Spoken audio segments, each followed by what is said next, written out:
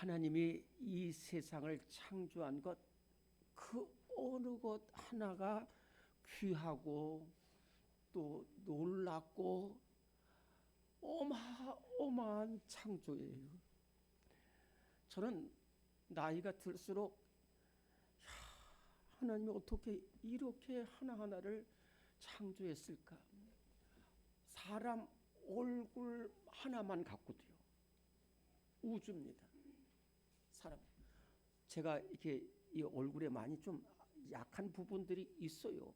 눈도 귀도 여러 가지로 치아도 이렇게 있으면서 그것을 하나하나 보니까 하나하나가 너무너무 귀하고요. 치아 하나 갖고도 학문이 대학이 생기고 눈 하나도 대학이 생기고 사람 몸도 얼마나 귀한지 몰라요. 물론 하늘의 별과 달과 저 태평양, 저 인도양의 그 엄청난 파도, 바다 물결, 저 히말라야 산맥부터 시작해서 땅속의 두더지까지 공중에 나는 새와 모든 것들이 신비하고 놀랍고 큰 창조가 아닐 수가 없는데, 그 중에서도 가장 늦게 창조한 것이 사람입니다. 사람이 얼마나 귀한지 몰라요. 그리고 이 사람에게는 모든 것을 다스릴 수 있는 것을 주셨고, 새벽 기도회 때 말씀했지만 사람만이 영혼을 가지고 있어요. 더 놀라운 것은 남자 하나를 창조한 것도 그렇게 귀한데 또 하나님께서 돕는 배필 여자를 창조하셨어요. 이거 생각만 해도 너무너무 기가 막힌데, 가르쳐주지도 않았는데 사랑한 남녀가 이렇게 만나가지고 한 가정을 이루고 거기서 또 자녀의 복까지 이렇게 허락해 주셔서 이 가정에는 남편이 있고 아내가 있고, 그래서 부부가 있고 또 거기서 아들이 있고 딸이 있고 자녀들이 이렇게 가정을 이루게 되게끔 한 것을 생각하면은, 이것을 저는 거꾸로 생각했습니다. 누가 저거 사람을 만들고 피부를 만들고 눈을 만들고 영혼을 만들고 이렇게 해서 또 두 남녀가 또 남자는 남자대로 여자는 여자대로 이렇게 해서 결혼해서 아기가 나오고 이렇게 된 것을 어떤 사람이 생각을 했을까? 또 생각을 했으면 뭐 생각만 해도 만들지는 못할 텐데, 이것을 해가지고 또 가정을 이렇게 세워주신 하나님의 은혜와 섭리를 생각하면은 정말로 기가 막힐 은혜예요.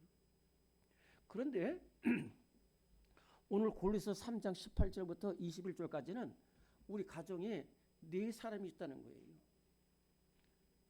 아내가 있고 남편이 있고 부모가 있고 자녀가 있다는 거예요. 자, 그래서 4사람이 다 틀리다는 얘기예요. 그래서 제가 오늘 이 손을 들려고 하면 또 여러분들 싫어하니까 내가 아내다, 내가 부인이다 생각하는 사람은 그 자리에서 아멘 한번 해주시기 바랍니다. 내가 아내다 생각하는 사람은 아멘 해주시기 바랍니다. 아멘. 아멘 하시는 분들은 오늘 18절을 아멘 하시는 분들만 18절 크게 읽습니다. 제 귀에 꼭똑이 들리게. 시작. 남편에게 복종하는 것이 하나님의 뜻이다. 이거 다 설명할 필요 없습니다. 여러분들 정말로 요즘 막 부인들이 남편을 때려가지고 남편이 막 도망가고 그런 경우도 많이 있어요. 어느 공원에 남자 3명이 모여가지고 하소연을 하고 있었어요. 근데 이 3명의 공통점이 뭐냐면 부인한테서 쫓겨났다는 거예요. 그래서 당신은 부인한테 왜 맞았습니까? 그랬더니 어디 갔냐고 물어봤는데 날 때리더라는 거예요. 그래서 두 번째, 당신은 왜 부인한테 이렇게 막자 눈탱이가 밤탱이 되냐 그러니까 어디 왜 갔냐고 또 물었더니 또 때리더라는 거예요. 그럼 또 당신은 왜 이렇게 맞고 왔습니까? 그랬더니 물어보려고 했는데 맞았다는 거예요. 이렇게 정말로 부인들한테도 이렇게 엄청난 죄를 입는 우리 교회는 아닙니다. 이 부인이 남편에게서 나왔기 때문에 복종을 하면은 그것이 복된 길인 줄로 믿습니다. 자, 그다음에 내가 남편이다 라고 생각하시는 분은 크게 한번 아멘 해주시기 바랍니다. 네, 그리고 19절을 읽습니다. 시작.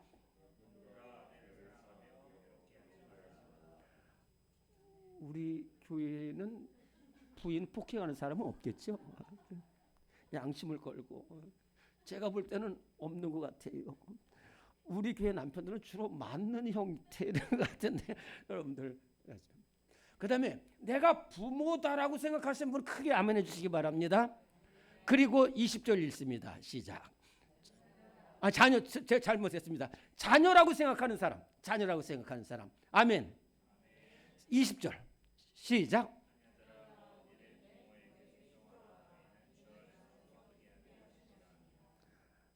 부모님께 어떻게 하라고 그랬어요? 순종하라고 그랬어요. 이것은 다 주님 안에서 합당한 뜻이라는 뜻입니다.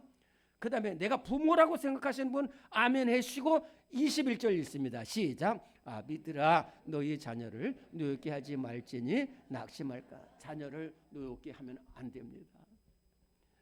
제가 경험을 했어요. 저도 우리 자녀들 노엽게 하면은 힘들어요. 물론 화가 나지만은 그래도 노엽게 하지 않으려고 노력을 하는데, 제가 오늘 이렇게 여러분들 보고 같이 읽자고 하는 것은 무슨 말이냐면 가정은 혼자 있는 게 아니라는 뜻입니다. 나 혼자만 있는 것이 가정이 아니에요. 하나님 창세기 2장 18절에 보면은 여호와께서 아담에게 돕는 배필이 없으므로 내가 돕는 배필을 지으라 하셔가지고요, 아담의 갈비뼈를 뺐습니다. 갈비뼈를 잠들게 해가지고 그냥 그 수술해가지고 갈비뼈를 빼가지고 그 뼈를 가지고 여자를 만들었어요. 하와라는 여자를 만들었어요. 그리고 이렇게 데리고 왔어요. 아담한테. 그때 아담이 탁 보더니 뭐라고 표현하면 이는 내 뼈 중에 뼈이고 내 살 중에 살이로다. 그래서 이름을 나에게서 나왔다고 그랬어요. 나에게서 나왔, 따로 어디서 저 삼성 공장에서 만들어 가지고 온 게 아니라 나에게서 나왔다고 그래서 남자를 이슈라고 하고, 남자 이슈에게서 나왔다고 해서 여자를 이슈라고 합니다. 그래서 서로 돕게 했다는 거예요. 그리고 또 그 사이에서 자녀의 복을 허락해 주셔서 아들이 이렇게 해서 가정을 이루게 됐다는 거예요. 그것은 무슨 말이냐면 나 혼자만 있는 것이 아니고 또 너만 희생하라는 것이 아니에요. 너만 기도하라는 것이 아니에요. 나만 사랑하라는 게 아니라 다 화목하고 다 말씀 붙들고 다 서로 기도하라는 그러한 말씀입니다. 불행하게도 이렇게 하나님이 정말로 귀하게 신비롭게 귀하게 창조하셔가지고 자녀를 주고 부모를 했는데 매일 싸우는 가정들이 얼마나 많은지. 어느 아파트에서는 자녀를 죽이고 부인을 불질러 버리고 자기는 옥상에서 뛰어내리는 일들이 한두 번 일어나는 게 아닙니다. 저는 아주 끔찍한 일들을 너무너무 많이 보는 거예요. 그런데 안타까운 것은 우리 기독교 성도들에게도 이러한 가정들이 없지 않아 있다는 것입니다. 그런데 그렇게 싸우고 반목하고 하는 가정에는 절대로 가정을 만들어주고 세워주신 하나님의 은혜가 임할 수가 없다는 거예요. 우리가 우리 가정을 세워주신 분이 하나님이세요. 그렇기 때문에 가정의 주인이 하나님이신데 주인은 그것을 보고서 은혜를 베풀지 안 베풀지 아는데, 우리가 하나님의 은혜를 입는 가정이 될 수 있기를 간절히 바랍니다. 우리가 하나님의 은혜 있기를 간절히 우리 가정의 은혜 있기를 바라는데, 하나님의 은혜를 입는 가정은 세 가정입니다. 첫째로는 화목하는 가정이 하나님의 은혜를 받는다는 것입니다. 오늘의 말씀 1번입니다. 시작. 하나님은 화목하는 가정에 은혜 내려주십니다. 창세기 13장 8절 9절. 아브라함이 롯에게 이르되 우리는 한 친족이라 나나 너나 내 목자나 내 목자나 서로 다투게 하지 말자. 네 앞에 온 땅이 있지 아니하냐. 나를 떠나가라. 네가 좌하면 나는 우하고 네가 우하면 나는 좌하리라. 네, 고개 드시고 저를 잘 보시기 바랍니다. 제가 새벽 기도회 때 지난 주간 새벽 기도회 때 이 말씀을 드렸습니다만은 다시 한번 말씀드릴게요. 아브라함은 저 갈대아 우르라는 지금 이라크 아주 우르라는 곳 지금도 7,000년 BC 7,000년에 세워진 도시가 지금도 남아있는 곳이 우르라는 곳인데 거기서 공장 우상 공장 공장장인 데라의 맏아들로 태어났고 또 아브라함 밑으로 나홀과 하란이라는 동생이 있었는데 그 하란이라는 동생은 아버지보다 훨씬 일찍 죽고 그 아들 하란의 아들 롯 다시 말해서 아브라함의 조카 롯을 아브라함이 책임지고 당하는데 하나님께서 아브라함을 하란으로 갔다가 또 그 다음에 다시 가나안 땅에 들어가겠다가 거기서 가나안 땅에 흉년이 들어가지고 애굽으로 가게 됩니다. 이때도 끝까지 아브라함은 롯을 데리고 책임을 지고 가는데 놀라운 것은 가나안 땅에 기근이 빚어가지고 애굽으로 갔는데 애굽에서 올라오는 동안에 부자가 됐습니다. 아브라함도 부자가 되고 롯도 부자가 되고 아브라함도 소와 양이 많아지고 롯도 소와 양이 많아지고 아브라함도 목자가 많아지고 롯도 목자가 많아지는데 하필 다시 올라온 곳이 어디냐면은 풀도 제대로 없고 물도 제대로 없는 베델로 올라왔어요. 왜?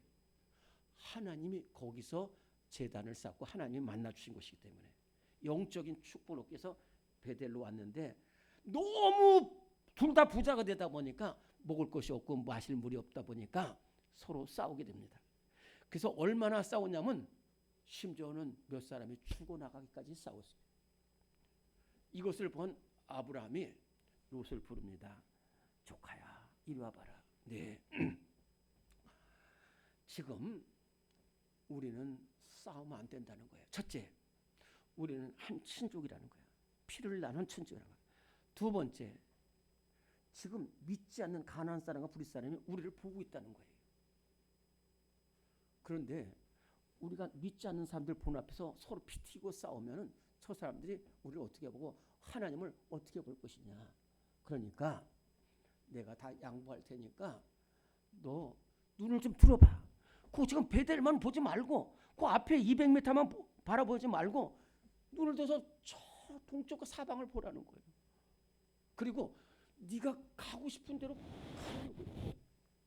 헤어지자 이거예요. 그리고 나는 네가 이쪽으로 가면 나는 이쪽으로 가겠다는 거예요. 사실은 어떻게 보면 할 수 있는 말이지만은 조금 현실적으로 바라보고 계산적으로 보면 하기 힘든 말입니다. 핏덩이부터 롯을 데리고 와가지고 모든 환난과 어려움 속에서 다 건져주시고 다 했는데 삼촌한테 요만큼도 감사하다는 생각이 없어요. 그렇지만은 그게 중요한 것이 아니라 싸우면 안 되는. 여기서 가장 중요한 말이 오늘 말씀 중에 가장 중요한 다투게 하지 말자. 다투게. 그러니까 그래서 현실적으로 네가 가고 싶다. 그랬더니 롯이 뒤도 안 돌아보고 요단 쪽으로 소돔과 애굽 땅 갖고 하나님 동산 같은 소돔으로 갔어요. 그리고 나머지는 이제 아무것도 없는 그러한 그 헤브론 쪽을 아브라함이 갖게 됩니다. 물론 하나님이 나중에 아브라함 더 축복하셔요. 그렇지만 여기서 중요한 것이 뭐냐면은 화목을 위해서 내 것을 양보하는 것, 헌신하는. 그래서 저는 이 옛날에 이 설교 제목을 이렇게 했어요. 작은 희생, 큰 은혜.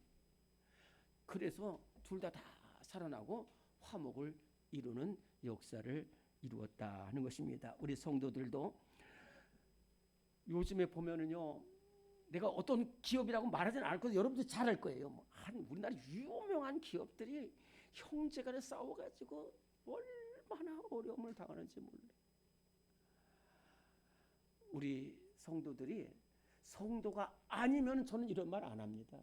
그런데 우리 성도들은 아브라함처럼 화목을 이루는 복된 성도들, 화목을 이루는 은혜로운 가정, 하나님의 은혜를 입는 복된 가정들이 될 수 있기를 간절히 바랍니다. 두 번째는 말씀으로 하나 되는 가정에 하나님이 은혜를 내려주신다 하는 말씀입니다. 오늘의 말씀 2번입니다. 시작. 하나님은 말씀으로 하나 되는 가정에 은혜를 내려주십니다. 신명기 6장 6절에서 9절. 오늘 내가 네게 명하는 이 말씀을 너는 마음에 새기고 네 자녀에게 부지런히 가르치며 이 말씀을 강론할 것이며 또 내 집 문설주와 바깥문에 기록할지니라. 아멘. 성경에는 저는 주로 성경을 가지고 말씀드립니다. 성경에는 대조되는 두 가정이 있습니다. 하나님의 말씀을 잘 듣는 가정과 잘 듣지 않는 두 가정을 이야기하는데, 첫째 안 듣는 가정 누구냐면은 사무엘 당시 대제사장이었던 엘리 대제사장 가문입니다. 엘리 대제사장은 대제사장이었습니다. 그 밑에서 사무엘이 이제 한나의 기도로 얻은 사무엘이 그 섬기게 되는데, 대제사장이 얼마나 귀한 사람이냐면은 통치권과 영적인 권한을 혼자 다 가지고 있는데 대제사장의 사명을 감당하지 않았습니다. 기도하지 않고 헌신하지 않고 그랬습니다. 그래서 나라가 어려운 데인데 더 안타까운 것은 그 두 아들 엘리와 홈리와 비느하스라는 두 아들도 제사장입니다. 대제사장의 아들은 제사장입니다.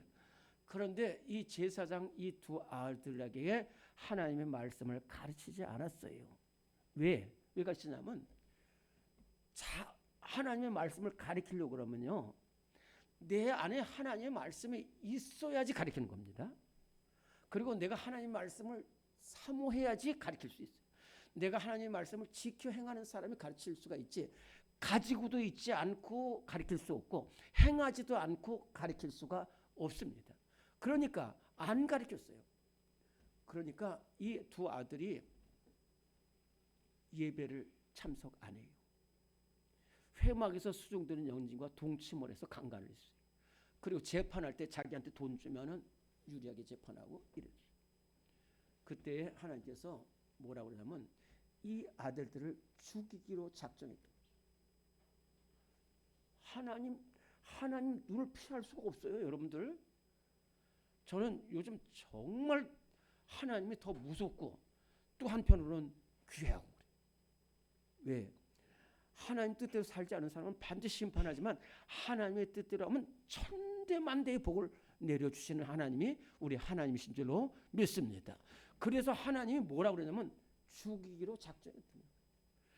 그리고 나서 블레셋이 쳐들어오니까 이 홈리와 비느하스가 전장에 나가다 패하게 됐을 때에 그때 장로들이 제사장님, 우리 하나님의 언약궤를 가지고 와서 블레셋과 싸웁시다 그랬어요. 그래서 시루에서 언약궤를 가지고 싸웠는데 블레셋이 마지막 안간 힘을 다해서 그 언약궤를 뺏어버렸어요.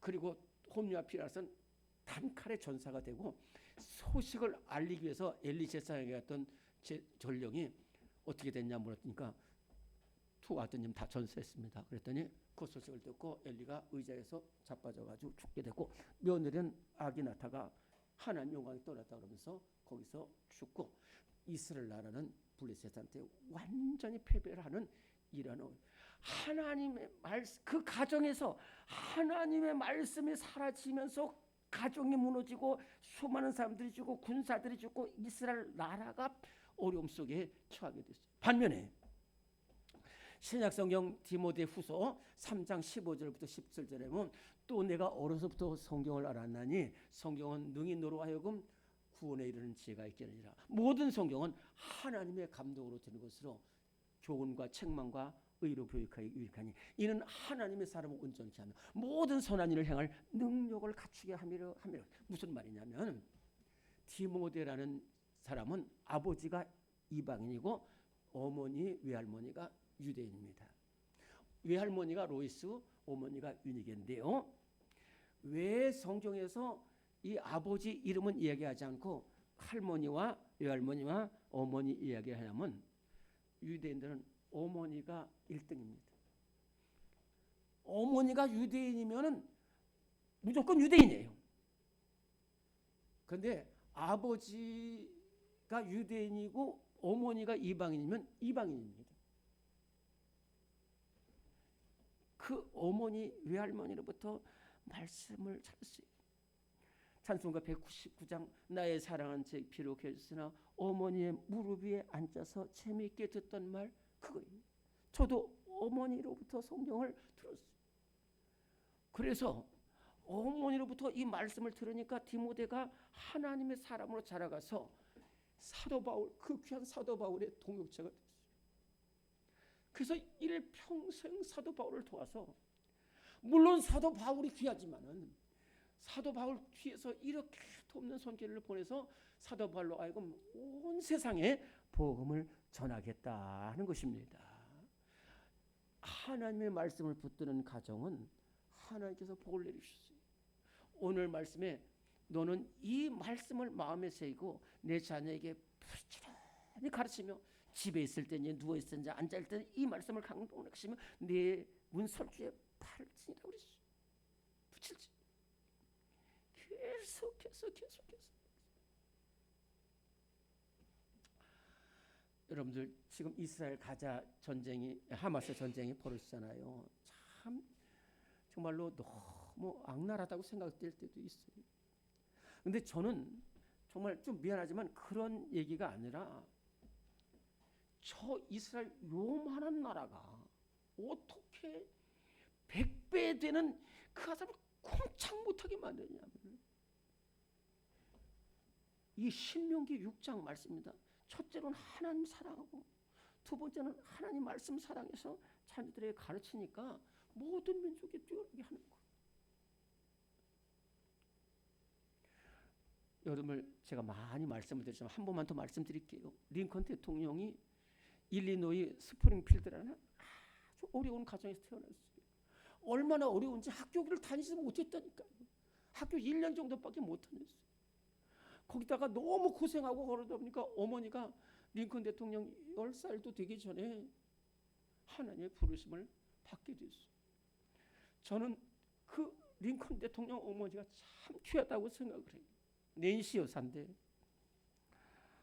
이제 하나님 부르심을 받게 된 것을 알고 아브라함을 부릅니다. 아브라함 링컨이거든요. 아브라함아 그랬어요. 그래서 이 성경책을 줬어요. 이 성경책은 유니게 로이스처럼 그 친정 어머니한테 물려받은 성경인데 그 살 돈이 없어가지고 그 성경, 이것은 내가 어머니로부터 물려받은 성경인데 내가 너에게 100에이커의 땅을 줄 수는 없는데 이 성경책 하나만 주니까 너는 이 성경책 잘 말씀 듣고 살아서 훌륭한 사람이 되라고 하면서 하나님의 보내심을 받게 됐을 때에 그 10살짜리 링컨이 그 말씀을 붙들고 갔어요. 그래서 나중에 링컨 대통령의 전기를 쓴 사람의 말에 의하면은 링컨 대통령의 교육은 초등학교 1학년 수준밖에 교육을 받지 못했다는 거예요. 그런데 대학교 4학년 정도의 지력을 갖춘 것은 성경이라는 거예요. 그래서 이 성경을 붙들면서 지혜가 생기고 믿음이 생기고 담대함도 생겨서 그리고 인간관계도 잘해서 결국은 절망 속에서 미국의 대통령이 됐을 때에 대통령 취임사에서 그랬습니다. 저는 이 성경 때문에 대통령이 되었고요. 또 이 성경대로 나라를 이끌어 가겠습니다. 라고 했어요. 그래서 이렇게 말씀이 되는데 정말로 이 말씀을 가르치는 가정은 화목하게 되고요. 하나님의 은혜를 받게 되어 있어요. 제가 한 20년 전에 한 신방했던 가정인데요. 가니까 딸 5이더라고요. 아들 1명도 없어요. 그런데 딸 5한테 전부 성경을 가르쳐줬어요. 그리고 나서 이제 신방을 마치고 나오는데 막내딸이 목사님 오늘 우리에게 가르쳐준 성경 읽어보세요. 외워보세요. 이러더라고요. 그래서 제가 느낀 것이 뭐냐면 이 가정은 늘 문을 나서고 말 때마다 성경을 보는구나. 그런데 그 가정이 화목하더라고요. 왜? 매일 모이니까. 매일 모이니까. 그러니까 서로의 아픔을 이해하고 또 기도 제목도 생기고, 그래서 응답의 역사가 일어나게 되는데, 말씀으로 하나 되는 가정에는 반드시 하나님의 은혜가 임하게 될 줄로 믿습니다. 마지막으로는 서로 기도하는 가정, 서로 사랑으로 기도하는 가정에 하나님의 은혜가 임한다는 말씀입니다. 오늘의 말씀 3번입니다. 시작. 하나님은 서로 사랑으로 기도하는 가정에 은혜 내리십니다. 베드로전서 3장 7절. 남편들아 너희 아내와 동거하고 그를 더 연약한 그릇이요 또 생명의 은혜를 함께 이어받을 자로 알아 귀히 여기라. 이는 너희 기도가 막히지 아니하게 하려 함이라. 첫째, 아내와 일평생 살라는 거에 함께 쫓아내지 말라는 거예요. 미워하지 말아요. 두 번째는 아내는 연약한 그릇이다라고 보라는 거예요. 여러분들, 연약한 게 다 나쁜 게 아닙니다. 이 세상 제가 이게 좀 쭉 보면은 힘 빼라고 연약한 것이 더 귀한 게 많아요. 우리 몸에도 연약한 것이 없으면 안 되게끔 되어 있고요. 연약한 것인데 여자는 연약합니다. 그러나 그 연약함 속에 아기를 낳는 게 누구예요? 그 생명의 은혜를 이어갈 줄 알기 때문에 귀히 여겨야 돼요. 여자는 힘도 없고 못 배웠고 이게 아니라니까요. 여자에게는 남자에서 있을 수 없는 것들이 얼마나 많은지 몰라요. 마지막으로는 기도가 막히지 않는 거예요. 기도하라.